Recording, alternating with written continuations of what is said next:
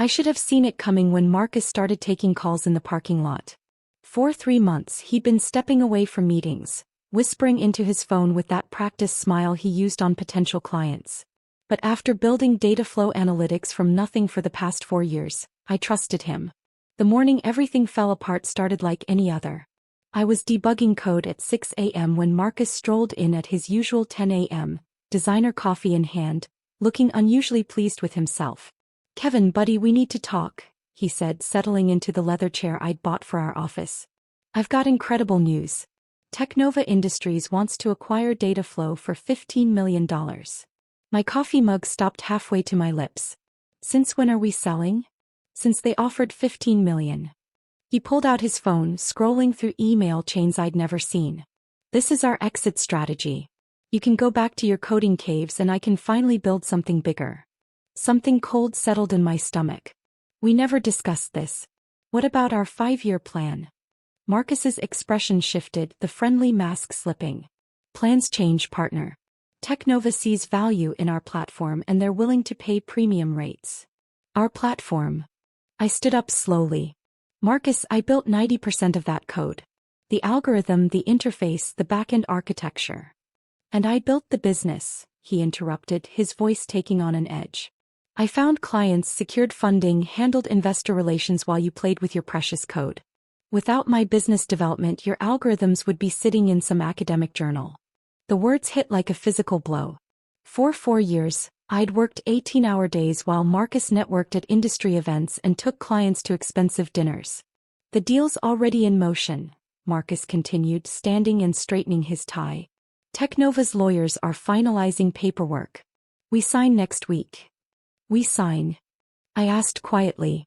"Well, I sign. As majority partner, I have authority to make these decisions." He walked to his desk, pulling out champagne I hadn't noticed. "Kevin, you should celebrate.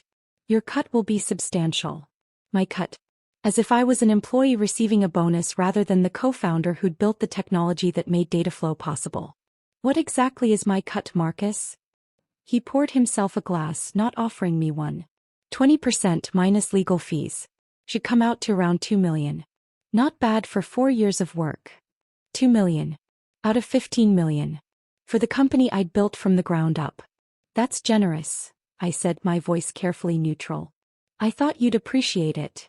Marcus raised his glass in a mock toast. "To DataFlow analytics and our successful exit strategy." I looked around the office we'd shared for 4 years. The whiteboard covered in my algorithm sketches. The servers running code I'd written. The wall of monitors displaying data from the platform that started as my master's thesis. "I think I'll pass on the champagne. I need to pack my things." His smile widened. "Smart thinking. TechNova wants a clean transition. They'll bring in their own development team anyway." I began collecting personal items from my desk while Marcus watched with obvious satisfaction, occasionally sipping champagne and checking his phone. "Oh, and Kevin?" He looked up with that practice smile. "TechNova requested the transition be handled internally. They don't want confusion about who's responsible for what. So don't contact them directly." I nodded, continuing to pack. "Wouldn't want to complicate things." "Exactly." Marcus's phone buzzed. "Actually, that's them now." He answered with polished professionalism. "Marcus Henderson, DataFlow Analytics. Yes, excited to move forward. No complications on our end." I finished packing and headed toward the door. As I reached the threshold, I heard him laugh into the phone. "Don't worry about technical complications. I've got complete control over all intellectual property." The door closed behind me with a soft click. I walked to my car slowly, processing what had just happened. 4 years of partnership, ended with champagne and a cardboard box. But something nagged at me. Marcus's confidence seemed too rehearsed.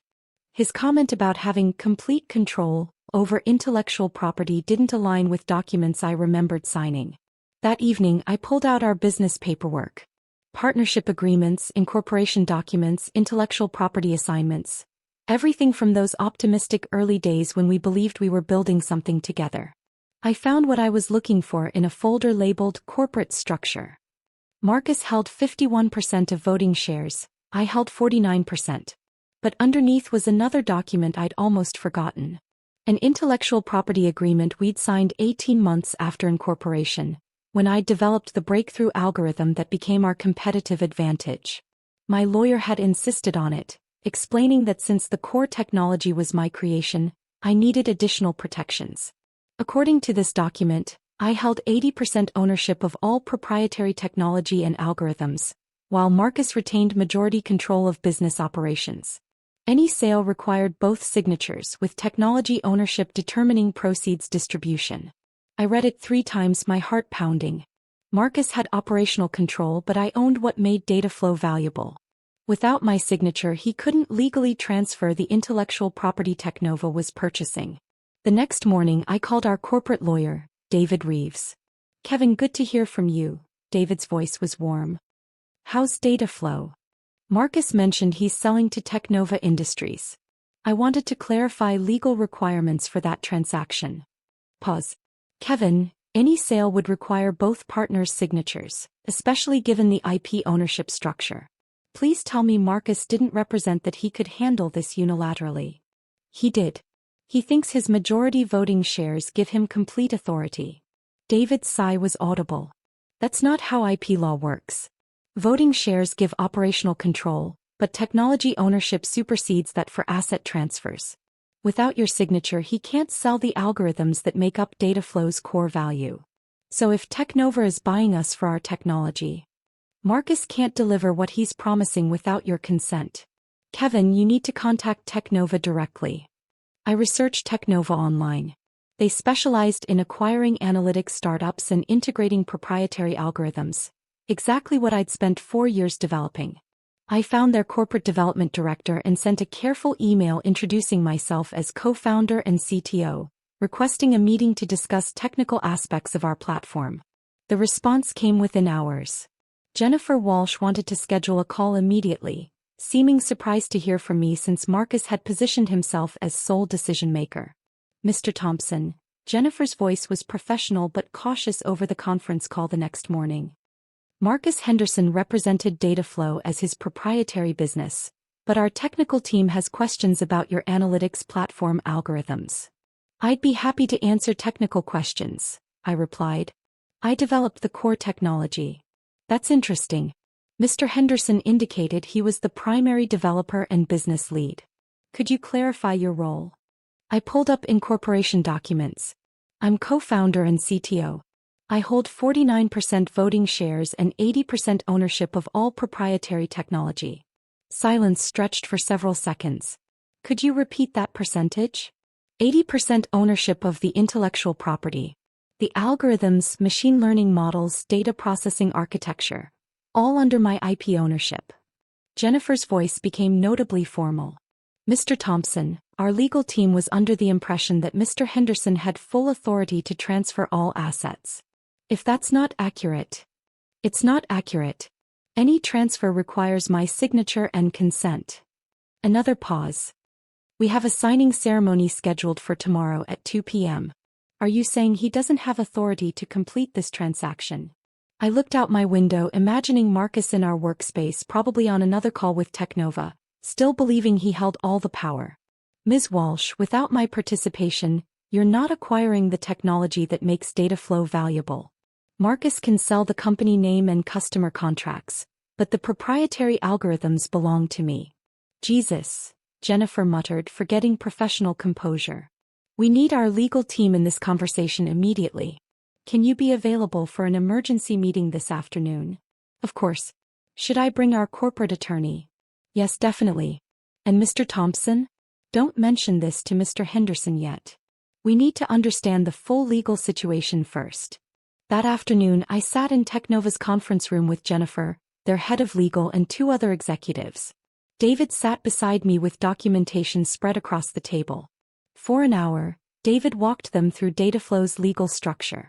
The voting arrangement giving Marcus operational control. The separate IP agreement giving me technology ownership. Legal requirements for asset transfers. "Mr. Henderson never mentioned a co-founder with IP ownership," said Patricia Collins, their head of legal. "He presented himself as sole owner with full authority."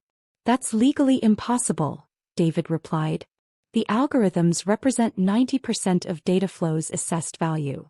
Jennifer was taking frantic notes. So what can Mr. Henderson actually sell? Company name, customer contracts, operational infrastructure. But not the core technology. Patricia looked up from documents. We'd be buying an empty shell. The technology we want belongs to Mr. Thompson. I spoke carefully. The question is whether you want to proceed with both partners involved. Jennifer exchanged glances with colleagues. What would your expectations be? I'd been thinking about this since learning the legal situation. Marcus had dismissed me as dead weight, valued my work at $2 million, tried selling the company I'd built without consulting me. Given that I own 80% of the intellectual property, I'd expect compensation to reflect that ownership percentage. Patricia calculated on her tablet. 80% of 15 million would be 12 million. Significantly different from the 2 million Mr. Henderson mentioned, Jennifer noted. The room fell quiet as they processed implications.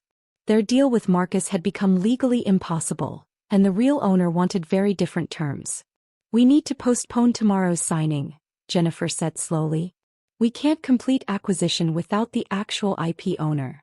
The next morning I was in our office at 6 a.m. when Marcus arrived at 10:15, carrying expensive champagne and wearing a new suit. His phone rang as he walked in. Marcus Henderson. I'm ready when you are. What do you mean postponed? We confirmed everything yesterday. I kept typing while his voice grew agitated. What legal complications? I have full authority. What co-founder? Kevin's just the technical contractor. Complete silence except server hums. Marcus stared at me. Ms. Walsh, explain exactly what's happening. He what? Met with your legal team? Without authorization. Marcus ended the call and walked slowly to my desk. His face had gone pale. Kevin, we need to talk. I saved my work and turned. About what? TechNova said you met with them. Said you claim to own our intellectual property. I don't claim to own it, Marcus. I do own it. 80% according to agreements we signed 2 years ago. Marcus sat heavily, expensive champagne forgotten. That's impossible. I'm majority partner. I make business decisions. You make operational decisions. But you can't sell assets you don't own. I showed him the same documents I'd given TechNova. Your voting shares give day-to-day control, but the IP belongs to me. He grabbed documents, scanning with growing desperation. This can't be right. I negotiated for months. TechNova expects us to sign today. They expected you to sign. Now they know you can't legally transfer what they want to buy. Marcus looked up, confidence completely shattered. Kevin, we can work this out. We're partners. Yesterday you called me dead weight and valued my contributions at 2 million out of 15 million. I was negotiating. You know how deals work. I walked to the whiteboard covered in algorithm sketches. Marcus, these equations represent 2 years of 18-hour days. This code powers every data flow analysis. You were selling it without telling me negotiations were happening. But we can still make this work, desperation creeping into his voice. TechNova still wants the company. I turned back. You're right. We do need to restructure. But this time ownership percentages will reflect who built what TechNova wants to buy.